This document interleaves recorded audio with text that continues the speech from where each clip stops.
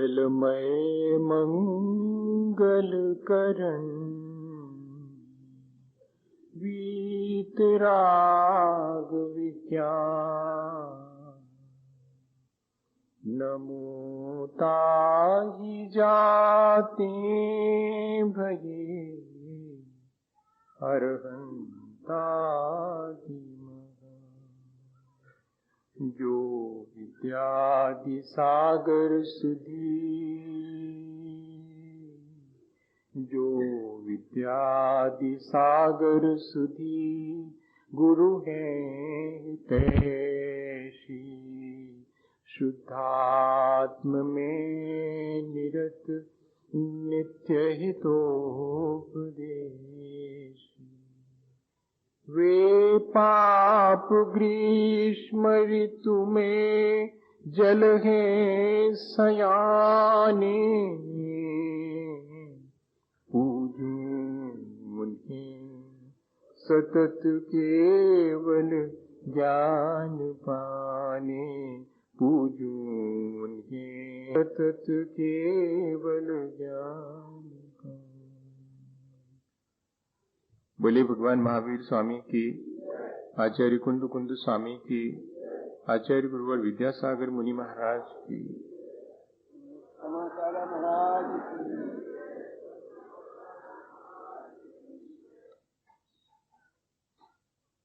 हम सभी लोगों ने पिछले दिनों इस बात पर विचार करना शुरू किया था कि यहाँ इस संसार में जो भी विविधता दिखाई पड़ती है, किसी के पास धन बहुत है, किसी को धन का अभाव है, किसी को शरीर स्वस्थ मिला है, किसी को शरीर की अस्वस्थता पीड़ा देती है, किसी को पद प्रतिष्ठा मिली है, किसी को ज्ञान मिला है और किसी को पद प्रतिष्ठा कुछ भी नहीं मिली और ज्ञान भी बहुत अल्प है। ये ऐसी विविधता इसने दी होगी यहाँ हमें।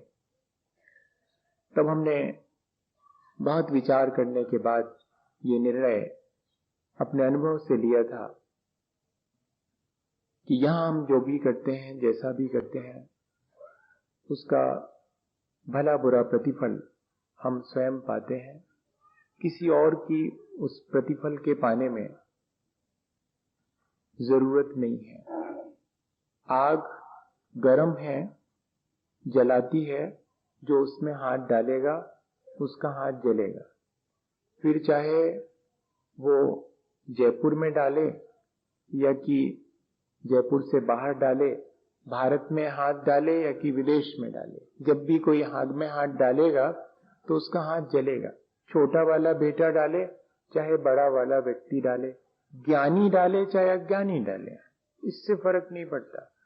वो जो जिसका स्वभाव है उसके अनुरूप ही अपना प्रतिफल देगा। कर्म हम जो करते हैं उसके साथ उनका स्वभाव भी निश्चित हो जाता है और वह फिर हमें वैसा ही प्रतिफल देता है। कुछ कर्म हम रोज करते हैं जिनका हमें तुरंत भी फल मिलता है और उनके आफ्टर इफेक्ट्स भी होते हैं। कुछ कर्म हैं जो हमारे साथ अटैच होते चले जाते हैं, जिनका हमें बाद में फल मिलता है। संस्कार की तरह किसी को अगर हमेशा दूसरे के बारे में बुरा सोचने का संस्कार डल जावे तो वो संस्कार इतना प्रबल हो जाता है कि तुरंत तो फल देता ही है और बाद को भी वो अपने साथ जुड़ा रहता है और वो अपना फल देता रहता है। और इतना ही नहीं, जो कर्म हमारे साथ जो हमने करे हैं वे संस्कार की तरह जो जुड़ जाते हैं, वे हमें अपना फल भी देते हैं। तो इस तरह हम कर्म करते भी हैं, कर्म का फल भी भोगते हैं और निरंतर नए कर्म संस्कार की तरह अपने साथ जोड़ते भी चले जाते हैं। और हमने ये भी समझा है कि कर्म करने में हमारी स्वतंत्रता है और वो हमारे नजरिए पे डिपेंड करता है कि हमें भले कर्म करना है या बुरे कर्म करना है। और अज्ञानतावश मैंने जो भी भले बुरे कर्म बांध लिए हैं, जब वे अपना फल दें तब उनके साथ हाउ टू बिहेव, ये भी मैं ही तय करूंगा कि मुझे कैसे बिहेव करना है उनके साथ। क्योंकि जब मेरे अशुभ का उदय आता है तब ये जरूरी नहीं है कि मैं उस अशुभ के उदय क्षेत्र काल भाव के अनुरूप कर दें और अपने काम में लगे रहूं। में नष्ट करना है तो नष्ट उनमें जो है उसके बाद करते हैं, पश्चात करते हैं, अकर्म नष्ट है, तब वो जो बुरे और मेरे साथ भले कर्मों का जो संचय है बढ़ना, ये सारी प्रक्रिया हमारे वर्तमान के कर्मों पर ही हमारे अतीत के कर्म टिके हुए हैं, हमारे वर्तमान हमारा भविष्य टिका हुआ है। हमारा अतीत सकता है बहुत बुरा हो, लेकिन हम अपने वर्तमान को संभाल करके और अपने भविष्य को उज्जवल कर सकते हैं। ये सामर्थ्य हमारी सब बातों पर पिछले दिनों अपन विचार कर रहे थे, बीच में थोड़ा सा गैप हो गया, फिर अपन उसको फिर कंटिन्यू कर रहे हैं। और ऐसे कौन से कर्म हैं जिनसे कि हमने आज वर्तमान में जो कुछ भी पाया है उस पर हम विचार कर लें। अगर हमारे ज्ञान कमती है, हमारे देखने की जानने की सामर्थ्य कमती है, तो उसके लिए कुछ ना कुछ हमने ऐसा पहले करा होगा जिससे कि आज जानने देखने की सामर्थ्य में ऑब्स्टेकल आ गया है, बाधा आ गई। हमारे ज्ञान को ढकने वाले, हमारे दृष्टि को ढकने वाले कर्म हैं, उस पर हमने विचार किया। हमारे जीवन में जो सुख और दुख है वो भी हमारे अपने संस्कारों की वजह से हैं। तो जरूरी है इस बात को समझना कि आज वर्तमान में दुख मिला है तो उसका कोई कारण मेरे भीतर होगा। आगे अगर मुझे दुख नहीं पाना है तो फिर मुझे ऐसा इंतजाम करना चाहिए। अगर मैं दुख नहीं चाहता तो मुझे कम से कम दूसरे को दुख देना बंद कर देना चाहिए। अगर मैं किसी से गाली सुनना पसंद नहीं करता तो फिर मुझे दूसरे को गाली देनी बंद कर देनी चाहिए। बस सीधा सीधा सा हिसाब। जो चीजें मैं अपने जीवन में नहीं चाहता हूं, लेकिन वे चीजें मेरी अज्ञानता से मेरे साथ ट्रैप हो गई हैं, अटैच हो गई हैं, अब मैं क्या करूं? अब मैं आगे तो कम से कम इतना करूं कि जिन चीजों को मैं पसंद नहीं करता हूं उन चीजों को ना करूं। ऐसे मैं दुख से बच सकता हूं और सुख के उपाय अपने जीवन में आगे के लिए संचित कर सकता हूं। असल में दूसरे को दुख देने की भावना अंततः हमें दुखी करती है और सब जीवों को सुख पहुंचाने की, सबसे मैत्री रखने की, सबके प्रोटेक्शन, सबके सुरक्षा की भावना हमें सुख देती है। जितना हम संचित करते हैं उतना हमें दुख मिलता है, जितना हम त्याग करते हैं, जितना हम निर्लोभ वृत्ति अपनाते हैं उतना हमें साता का बंध होता है। इन बातों पर हमने विचार किया है। और इतना ही नहीं, ऐसा क्या है कि जब हम चाहते हैं कि हम सच्चाई पर भरोसा करें, लेकिन सच्चाई पर भरोसा नहीं होता, हमारे भीतर विश्वास ही नहीं होता, श्रद्धा ही नहीं जागृत होती सच्चे देवगुरु शास्त्र के प्रति, तो ऐसा हमने क्या करा होगा पहले जिससे कि हमारी आज वर्तमान में श्रद्धा जागृत नहीं होगी? कुछ तो करा होगा। कोई ऐसे तो है नहीं कि आज वर्तमान में भले ही नहीं किया, आज तो हम सब अच्छा कर रहे हैं, लेकिन पुराना वाला भी तुम्हारे साथ संचित है जिससे हमारी श्रद्धा होते होते गड़बड़ा जाती है, संदेह बहुत जल्दी हो जाता है, विश्वास करना बहुत मुश्किल होता है। तो मेरे भीतर कोई ऐसा कर्म है, उस पर हमने विचार किया कि केवली शुद्ध संग धर्म देवा वर्णवादो दर्शन मोहस्य। जब जब मैं महापुरुषों में जो दोष नहीं है उन दोषों का आविष्करण करता हूं, उन दोषों की उनमें कल्पना करता हूं, तो इससे मेरी दृष्टि की निर्मलता नष्ट होती है, इससे मेरी जो श्रद्धा है वो मलिन होती चली जाती है और श्रद्धा नष्ट ही हो जाती है। मुझे अब अपने अंदर अगर श्रद्धा और विश्वास की सामर्थ्य बढ़ानी है तो मुझे महापुरुषों में जो दोष नहीं है उन दोषों का आविष्करण या उन दोषों की कल्पना नहीं करनी चाहिए, वरना कल के दिन मेरी श्रद्धा और विश्वास टूट जाएगा, मुझे हर जगह संदेह होने लगेगा। और इतनी ही नहीं, हमारे अपने आचरण को भी मलिन करने वाले कुछ कर्म हैं जो हम करते हैं, कषायें हैं जो हमारे आचरण को मलिन करती हैं। हम उन कषाय के उदय आने पर और अधिक तीव्र परिणाम, संक्लेश के परिणाम कर लेते हैं, जिससे कि वे हमारे साथ और अधिक अटैच हो जाती हैं और बात को, हमारे आचरण को, एक ऐसी कषाय है जो हमारी दृष्टि को भी मलिन करती है। क्रोध मान माया लोभ की एक ऐसी वैरायटी है जो कि हमारी श्रद्धा को भी गड़बड़ाती है, और क्रोध मान माया लोभ की एक वैरायटी है जो हमें व्रत नियम नहीं लेने देती, उसमें बाधा डालती है। और क्रोध मान माया लोभ की एक ऐसी वैरायटी है जो हमें महाव्रत लेने के में बाधा डालती है। और इतना ही नहीं, ऐसे भी क्रोध मान माया लोभ हैं जो कि हमें हमारे स्वभाव से परिचित नहीं होने देते, हमें अपने आपे में नहीं रहने देते। जब हमें घेर लेते हैं तो अपने आपे से बाहर हो जाते हैं। तब हमें इन सब पर भी विचार करना चाहिए और आगे इन सब से अपने को बचाने का पुरुषार्थ करना। ये सारी बात मैंने ब्रीफ कर दी। अब आगे शुरू करें। आज के लिए हमें क्या करना है? हम अगर मनुष्य हैं तो हमने ऐसा क्या किया है जिससे कि हम मनुष्य बने हैं? यदि हम पशुओं को देखते हैं तो मन में ये विचार आना चाहिए कि वे पशु क्यों बने, उन्होंने ऐसा क्या करा जिससे कि उन्हें पशु बनना पड़ा। ये दो लोग तो हमें दिखाई पड़ते हैं, लेकिन सुनते हैं कि देव भी हमारी तरह ही अपने किन्हीं अच्छे कर्मों की वजह से लोग बन जाते हैं। तो एक देव की भी स्थिति है। कुछ ऐसे भी जो है हालिस बीइंग, कुछ ऐसे भी हैं जो कि अपना नरक भोगते हैं इसी संसार में। उनको उस स्थिति में कौन ले जाता है? तो कुल मिलाकर के एक ही चीज है, हर व्यक्ति का अपना कर्म उसे यहां पर जैसा भी वो चाहता है, जैसा कर्म करता है, वैसा उसका फल उसे प्राप्त हो जाता है। आचार्य भगवंतों ने लिखा कि हम सावधान रहें।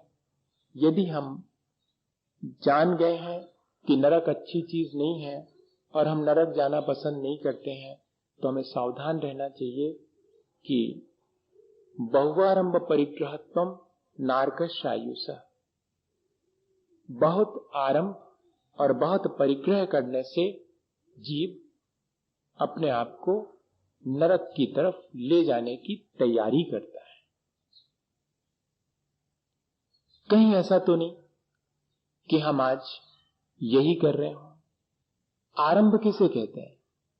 बहुत अधिक पाप के कार्य करना आरंभ कहलाता है, और बहुत अधिक ममत्व रखना ये परिग्रह कहलाता है। यह मेरा है, मैं इसका स्वामी हूं, इस तरह के भाव को बोलते हैं परिग्रह। आरंभ और परिग्रह सामान्य रूप से तो सभी करते हैं, लेकिन जब कोई बहुत आरंभ और बहुत परिग्रह करे तब फिर मानिएगा कि वो अपनी नरक जाने की तैयारी कर रहा है।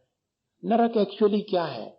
जहां जीना झपटी मची हुई है, जहां मारी थारी मची हुई है, जहां लोलुपता है, जहां आसक्ति है, जहां बहुत पाप की बहुलता है, वही तो नरक है। हम जहां चाहे उसे निर्मित कर ले। हम अपने आसपास कई बार निर्मित कर लेते हैं ऐसा नरक, जहां मारी थारी मची हुई है, मेरा तेरा मचा हुआ है, ये मेरा है, ये तेरा है,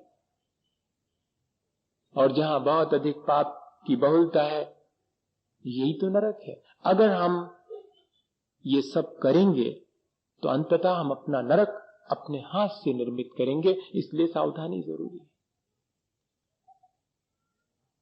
बहुत अधिक पाप के कार्यों में थोड़ी सी तो आजीविका, 4 रोटी तो चाहिए हैं दिन भर को पेट भरने के लिए, लेकिन पेटी भरने के लिए इतना पाप, जरा विचार करें। अरे भाई, आजीविका तो कोई भी चला लेता है, तो आजीविका चलाने के लिए ही अगर मुझे कोई कार्य करना है तो मैं उस कार्य को चुनने से पहले देखूं कि उस कार्य में मेरे से बहुत अधिक जीवों का घात तो नहीं हो रहा, मेरे को बहुत झूठ तो नहीं बोलना पड़ती उस कार्य में, मेरे को कहीं चोरी करने के लिए मजबूर तो नहीं होना पड़ता, मैं ऐसा धंधा कर रहा हूं जिसमें चोरी करने को मजबूर होना पड़ता, ऐसा तो नहीं है कि जिसमें मुझे अपने व्यवहार को मलिन करना पड़ता हो लोगों से, ऐसा धंधा तो नहीं कर रहा हूं, ऐसा धंधा तो नहीं कर रहा हूं जिससे कि मेरी आसक्ति और बढ़ती चली जाए। इन सब बातों का विचार हमें करना चाहिए। जो ऐसा विचार करता है वो समझिएगा कि अपने हाथ से अपना नरक निर्मित नहीं कर रहा है, वो सावधान है। और जो ऐसा नहीं करता वो अपने हाथ से अपना नरक ही निर्मित कर रहा है। बहुत आरंभ मतलब यही है कि मैं अपनी आजीविका के लिए निरंतर जो थोड़े पाप कार्य में हो जाना था उसको बढ़ा करके बहुत अधिक, आज जितने भी ये जो पोल्ट्री फार्म, फिश फार्मिंग, ये आज जितने भी जीवों की हिंसा करके बहुत धंधे किए जा रहे हैं, कॉस्मेटिक्स के बहुत बड़े बड़े प्लांट्स, मैन्युफैक्चरिंग, ये जितने भी हैं वो सब थोड़े से पैसे के लिए किए जाने वाला बहुत बड़ा पाप है, जो अंततः हमें नरक ही निर्मित करेगा। अभी जरूर हमें सुख सुविधा की सामग्री ऐसा मालूम पड़ता है कि प्राप्त हो रही है, लेकिन ये मेरे भीतर एक स्थिति में नरक ही निर्मित करेगा। जरा सुख सुविधा की सामग्री वालों से पूछें कि वे कितने दुखी हैं। उनके पास दुनिया भर के सुख हैं, लेकिन जो जीवन का सुख है वो गायब हो गया। और अपने जीवन में ये अपन अनुभव करते हैं, 4 चीजों में शांति से गुजारा होता है और 40 रख लेवे तो उन्हीं की संभाल जब तक प्राप्त नहीं हुई थी तब तक प्राप्त हो जाए इस बात का संक्लेश, अब प्राप्त हो गई हैं तो उनको कैसे संभाल के रखूं इस बात का संक्लेश, और कल के दिन वे अगर छिन जाएंगी, उनका अभाव हो जाएगा तो फिर उसकी पीड़ा। जिनके नहीं होने पर पीड़ा, जिनके होने पर पीड़ा और जिनके छिन जाने पर पीड़ा, उन चीजों को हम जरा संभल के इकट्ठा करें, बस इतना ही कहा जा रहा है। हम अपने हाथ से अपना घाटा करेंगे, ये सावधानी हम रखें। कर्म तो हमें करना है, कौन नहीं कर रहा है कर्म, लेकिन जरा योग कर्म सुकौशलम, जरा कर्म करने की कुशलता तो हम सीख लेंगे। यही कुशलता है कि जिसमें मेरा अहित होता है, जिसमें मेरा नरक निर्मित होता है, मैं उस तरह के भावों और उस तरह के कामों से अपने को बचाऊं। परिग्रह ममत्व को कहते हैं, और बहुत के मायने हैं many in number and more in quantity. दोनों चीजें हैं, संख्या की अपेक्षा भी और परिमाण की अपेक्षा भी। दोनों में हम बहुत अधिक चीजें अपने पास संग्रहित करके रखते हैं, अनावश्यक। उसके लिए हमें कितना शोषण करना पड़ता है, कितना दूसरे को तकलीफ पहुंचानी पड़ती है, और स्वयं हमारे जीवन को उससे कोई ज्यादा सुख पहुंचता हो, ऐसा तो आपको ज्यादा अनुभव है भैया। आप क्या बोलते हैं उसको, मेट्रो सिटी में रह रहे हैं, महानगर में रह रहे हैं, यहाँ की तामझाम और वो सारी चीजें आपकी देखी हुई हैं, और उससे मिलने वाला सुख दुख का अनुभव भी आपको ज्यादा है। पर अगर हम गौर से देखें तो हम महसूस करेंगे, कई बार लोग करते भी हैं कि भैया तुम छोटी सी गांव में हो, भले ही कुछ चीजों का अभाव है, सुख से तो है, हमें तो ये बहुत तकलीफें हैं, भले ही बहुत हवेली है और कुल अनाप शनाप पैसा है, मनो जी लड़का सब बिगड़ गए, तुम्हारे तो फिर भी ठीक है, हमारे तो पैसा के मारे में बिगड़ गए। बताओ आप, ऐसी बहुत सी चीजें अपन देखने में, अपने जीवन में, अनुभव में लाते हैं। तो हम ऐसा करें जिससे कि हमारा ही अहित हो। हमें चीजें चाहिए, लेकिन बहुत चाहिए ऐसा तो जरूरी नहीं है। अरे भाई, विनोबा ने लिखा कि शरीर तो एक ही मिला है, उस पर एक जोड़ी कपड़े पहने जा सकते हैं, भले ही संदूक में 50 जोड़ी रख लो, पहनोगे तो एक ही, क्या 50 पहन लोगे एक बार में पूरे के पूरे?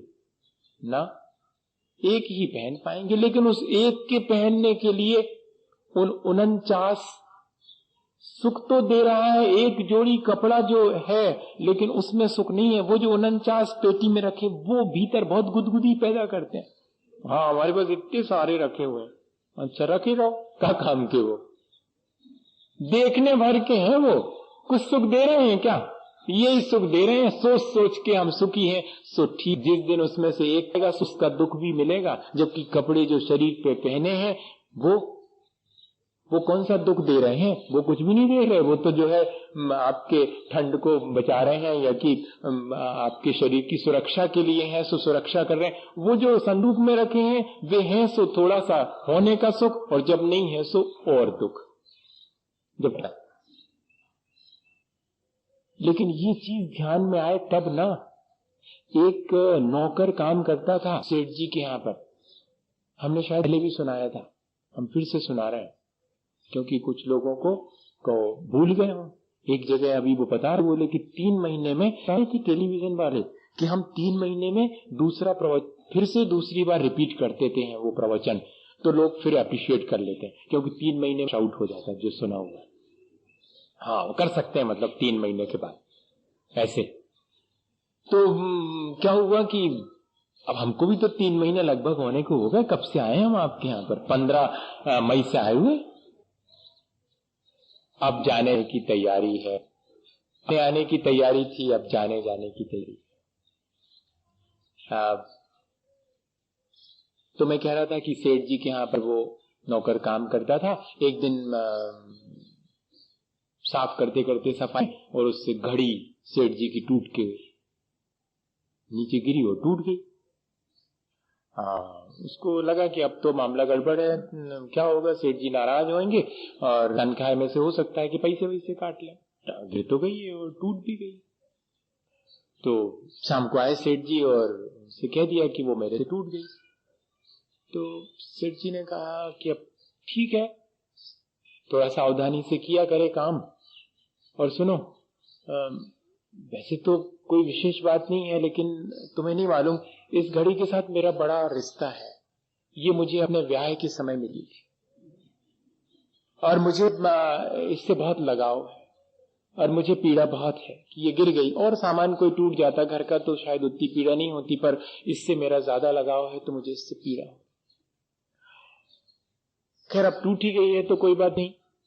और नहा धोकर क्या है, खाना वाना खा करके फिर नौकर ने कहा तो मैं जाऊं? बोले हाँ जाओ, पर सुनो, मैं सोच रहा था कि अगर ये घड़ी नहीं टूटती तो मैं बहुत दिन से सोच रहा था कि अब मैं तेरे को दे दूंगा। अब अभी दिन भर से घड़ी टूटने का उतना दर्द नहीं था जितना कि ये घड़ी मुझे मिल सकती थी और टूट गई, अब दुख शुरू हो गया। अब नौकर महाराज को भी दुख होना शुरू। अब तक तो टूट गई थी इसका दुख था, वो मेरी पगार में से पैसे न कट जाएं इसका दुख था। अब घड़ी टूटने का दुख इसलिए हो गया कि मुझे मिल सकती थी और टूट। जब भी दे था वो मेरी सारी घड़ी टंगी हुई है, अपन को सुख देती हैं दुख देती हैं क्या?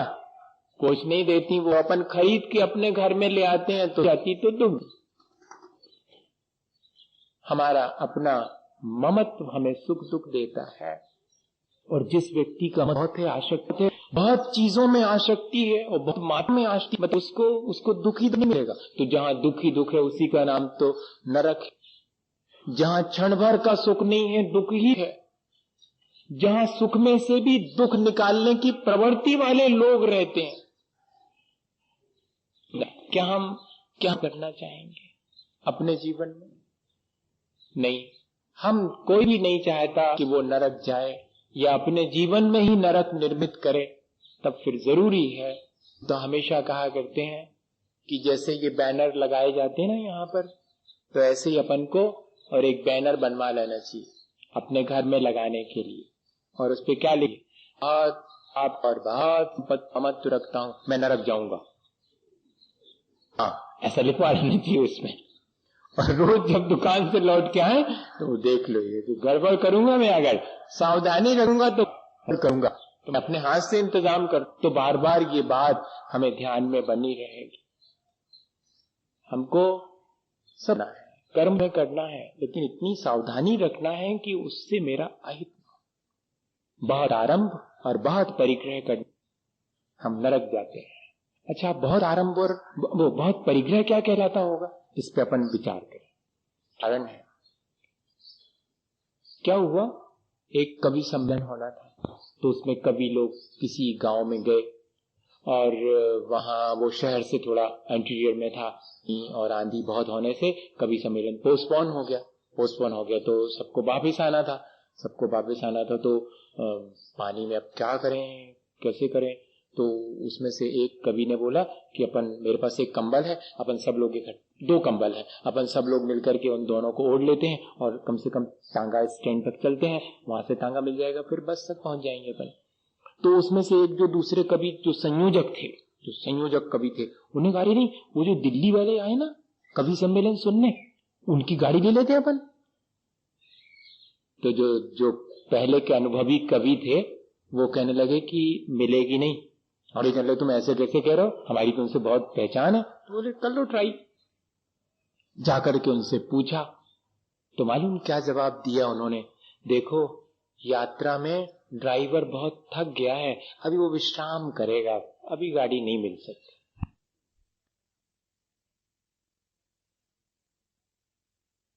कितना करते हैं और जोड़ जोड़ के रख करके बहुपरिग्रही बन जाते हैं झट से। अगर सदुपयोग नहीं कर रहे हैं तो मानिए बहुपरिग्रही हैं, बहुत आसक्ति है, तब तो सदुपयोग नहीं कर पाए। और बहुपरिग्रही की एक और उदाहरण दूसरे ढंग से, एक व्यक्ति जा रहे हैं बस में, उनके पास एक रेडियो है, वो उनने बस की छत पे रख दिया है। 17 दफे लोगों को सुना सुना के कह चुके हैं ड्राइवर से कि देखो तिरपाल ढांक देना, 1000 रुपए का है रेडियो, गीला ना हो जाए। क्लीनर से कह रहे हैं ऊपर चढ़ते उतरते समय जरा सावधानी रखना, 1000 रुपए का है। अच्छी बात। फिर और लोगों को बिठाल के जो आपस में बैठे उनसे कह रहे हैं कि वो देहरादून में मैंने चीज खरीदी, वो 1 रुपए में 2 सेर मिल गई, और वही अगर मसूरी में खरीदता तो 1 सेर मिलती। पूरे आज की खरीदी में से बचाए हैं। और सुनो, ये जो पेन देख रहे हैं ना, पेन बताओ कितने का होगा? अरे ये तो महंगा लग रहा है जनाब, 150 रुपए का होगा। अरे क्या बात कर रहे हैं, है तो इतना ही महंगा, लेकिन एक पहाड़ी लड़के से बुद्धू बना के 5 रुपए में पाया। 5 रुपए में उसने भी चुराया ही होगा कहीं ना कहीं से। बड़े प्रसन्न हैं। हाँ, ऐसा कह के बड़े प्रसन्न है। और इतने ही नहीं, बता रहे हैं कि ये देखो ये डाक आई, उसमें से इस 2 रुपए की टिकट पर सील ही नहीं लग पाया, मैंने वो उसमें से उखाड़ ली और दूसरे पे लगाऊंगा, काम आएगी।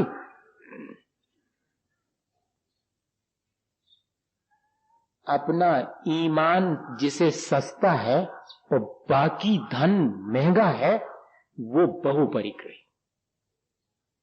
ठीक, जो धन का सदुपयोग न करे वो बहुपरिग्रही, और जिसके लिए ईमान से ज्यादा बड़ा पैसा है वो बहुपरिग्रही। अब आ जाएगा जल्दी समझ में, ताकि बचे अपन इनसे। हम कोई कमेंट नहीं कर रहे हैं, हम ये थोड़ी कह रहे हैं कि आपके लिए थोड़ी कह रहे हैं, ये कह रहे हैं कि अगर अपन ये तो ऐसे हो जाएंगे, अपन गड़बड़ वाला मामला है, समझ में नहीं आता एकदम। और तीसरी चीज, मौसी ने बुलाया शादी के बाद बेटे बहू को, दोनों गए हैं वहां, और मौसी ने क्या दिया है? चैन दी है दोनों को। चैन, वो चैन शब्द चैन है वो, लेकिन बेचैन कर देती वो बहुत। चैन जरूर है वो। हाँ, अगर वो कोट के वो कॉलर के ऊपर रहे तो बड़ा चैन मिलता है, और उसके भीतर रहे तो चैन नहीं मिलता उसमें, ये भी है। 4 लोगों को दिखती रहे तो बड़ा चैन मिलता है, नहीं तो बेचैनी कोई दे के नहीं। अगर वैसी वो चैन वो दे दी। अब आ रहे हैं जनाब, बस में बैठे और 4 लोग और बैठे रिश्तेदार।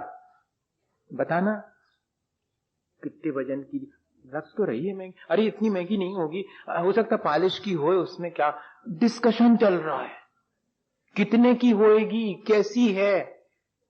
ए भैया, जो दूसरे की भावना और त्याग से ज्यादा मूल्यवान वस्तु को माने वो बहुपरिग्रही। बस ये 3 चीजें हैं बहुपरिग्रही होने की। जो चीजों का सदुपयोग ना करे, जोड़ जोड़ के रखे, वो बहुपरिग्रही। अकेले जोड़ के रखने वाला बहुपरिग्रही नहीं होता, जो सदुपयोग ना करे वो बहुपरिग्रही। और जो अपना ईमान खो दे, वे ईमान तो सस्ता माने और चीजों को महंगा माने, धन पैसे को, वो बहुपरिग्रही। और जो दूसरे की भावनाओं की कदर तो करे नहीं। मौसी ने दी है ये तो नहीं कहा एक भी बार, कितनी भावनाओं से उन्होंने दी होगी, कितने त्याग किया होगा, नहीं कितने वजन की है, कितनी महंगी होगी, तो लो। ये हम पहचाने अपने जीवन में कि किस तरह हम अपने जीवन को बना रहे हैं अपने हाथ से, और हम कहाँ जाएंगे, कैसा हमारा जीवन आगे बन जाएगा। आचार्यों ने इसीलिए ये बात लिखी कि बहुत जहां अल्प पाप करने से कार्य चलता हो बहुत मत करना। जहां अपनी आवश्यकता थोड़े में पूरी होती हो वहां पर ज्यादा आसक्ति मत बढ़ाना, तो अपन आराम से इस चीज से बच जाएंगे, नरक से बच जाएंगे। और भी कुछ चीजें हैं जो कि हमें नरक ले जाने में या जीवन को नरक बनाने में, दोनों ही बातें, नरक ले जाने में या जीवन भी नरक बन जाता है। किन चीजों से? लिखा आचार्यों ने कि जो अशिष्ट आचरण करता है वो अपने हाथ से अपना नरक निर्मित करता है। आचरण हमारा अशिष्ट नहीं होना चाहिए किसी के भी प्रति, किसी को भी हम क्षुद्र न माने, किसी का हम तिरस्कार न करें। ये चीज हमारे आचरण में शामिल हो। अशिष्टता किसे कहते हैं? जो अपने आप को सब कुछ माने और दूसरे को कुछ भी नहीं माने। और जेंटलनेस किसे कहते हैं? जो सबका ख्याल रखे, सबके प्रति प्रेम भाव रखे। और फिर कह रहे हैं जिसका गुस्सा पत्थर के लकीर के समान, जो बद्ध बैर हो, अर्थात बैर को बांध लेने की आदत जिसकी हो वर्षों वर्षों, समझिएगा वो अपने भीतर उसने नरक निर्मित कर लिया। कोई और नहीं करेगा उसके लिए, उसने खुद कर लिया अपने हाथ से। ऐसा पत्थर के समान कठोर क्रोध अगर कषाएं उसकी हैं, दया शून्य होना नरक निर्मित करना है। जब हम दया से शून्य हो जाते हैं तब भी हम अपना नरक निर्मित करते हैं। दूसरे को पीड़ा पहुंचाकर ये दूसरे की पीड़ा देख करके मन ही मन प्रसन्न होना, बढ़िया रहा, भोगो बेटा, लो। अब वो तो वैसे ही दुखी है अपने कर्म से, आप प्रसन्न हैं कि अच्छा हुआ। भैया शत्रु की नहीं चाहना चाहिए, मित्र की तो छोड़ो, शत्रु की भी क्षति ना हो, और अगर क्षति हो तो कम से कम प्रसन्न तो नहीं होना, शत्रु की क्षति में भी प्रसन्न नहीं होना। ये परिणाम हमारे कितनी जल्दी गड़बड़ा जाते हैं, इसकी सावधानी रखना। और कहते हैं त्यागी व्रती साधु जनों के बीच आपस में फूट डाल देना। इनकी उनसे, उनकी उनसे बात करते हैं लोग। इस महाराज के पास उस महाराज करेंगे और उसके पास जाकर के कि महाराज वो तो आपके बारे में ऐसा कह रहे थे। अब देखना, अपने मन से उनके बारे में कहा, यहां से उनके मुंह से अगर कुछ निकल गया तो वो वहां ट्रांसफर कर, उसका उलट पुलट आशय लेकर। कई लोग यही करते रहते हैं, आपको नहीं मालूम। उनका काम ये अपने हाथ से अपना नरक। साधु सज्जन पुरुष हैं, त्यागी व्रती हैं, मुनिजन हैं, उनके बीच फूट डाल देना, उनके बीच आपस में विरोध पैदा कर देना, इसमें रुचि लेना, इन सब चीजों में क्या कहते हैं देखें, अपन उनकी चर्चा करेंगे, देखेंगे क्या कहते हैं। ये क्या है? ये सब अपने हाथ से अपना नरक निर्मित, मरते समय अत्यंत संक्लेश परिणाम पूर्वक मरण करना, ये नरक जाए। भैया और भी बहुत सारी चीजें हैं जो अच्छी नहीं है। वे सब चीजें सब समझते हैं कि क्या अच्छा है क्या बुरा। जो जितना बहुत अधिक बुरा है वो सब हमें वहां ले जाता है, क्योंकि वहां बुरा ही बुरा है। नरक के मायने जहां सब कुछ गड़बड़ है और हम यहीं से उसकी शुरुआत करते हैं। यहां भी हम सब कुछ गड़बड़ ही करेंगे तो ऐसी जगह भेजा जाएगा कि वहीं जाके करो तुम सब गड़बड़, यहां मत करो। यहां तुमने शुरू कर दी है तो वहां जाओ, वहां रहो, वहां तुम्हारे मेजॉरिटी के लोग मिलेंगे सब गड़बड़ गड़बड़ करने वाले। तो अपन यहां पर भी सावधानी रखें। कर्म तो करना है, लेकिन ऐसे कर्म ना करें जिससे कि अपना जीवन दुष्कर हो जाए, दूसरे के लिए भी तकलीफदायक हो जाए और अपने लिए भी क्षति पहुंचे। ये सावधानी रखें तो हम अपने नरक से अपने को बचा सकते हैं, इसी भावना के साथ कि हम अच्छे कर्म करें जिससे कि हमारा जीवन अच्छा बने। बोलिए आचार्य गुरुवर विद्यासागर मुनि महाराज की।